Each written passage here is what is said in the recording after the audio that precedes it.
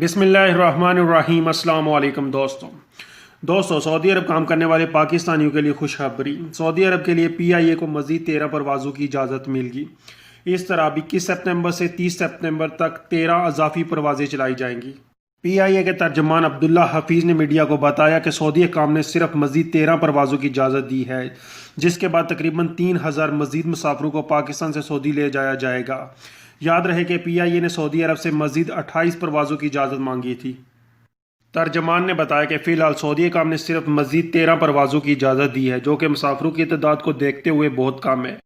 واضح رہے کہ سعودی حکومت کی جانب سے فضائی سفر پر عائد پابندیاں جزوی طور پر ختم ہونے کے بعد پاکستان سے سعودی عرب 23 پروازوں کی ٹکٹیں ایک ہی دن میں فروخت ہو گئی تھی، جس کی وجہ سے PIA کے سربراہ ایئر مارشل ارشد ملک نے پاکستان میں موجود سعودی سفیر سے ملاقات کی اور مزید 28 پروازوں کی اجازت کے لیے درخواست کی تھی۔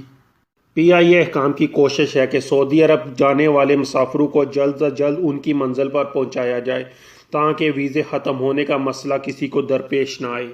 واضح رہے کہ PIA کی محدود فلائٹس کے بعد ٹریول ایجنٹوں کی طرف سے اضافی کرایہ وصول کرنے کی شکایات آئی تھی، جس پر PIA کے سربراہ ایئر مارشل ارشد ملک نے نوٹس لیا اور PIA حکام نے صارفین کو ٹکٹ کی قیمت سے زیادہ ادا نہ کرنے کی ہدایت کی ہے۔ PIA ترجمان عبدالحفیظ کا کہنا ہے کہ PIA کی سعودی عرب کے لیے پرواز کا کرایہ تمام ٹیکس ملا کے 84,000 روپے ہے۔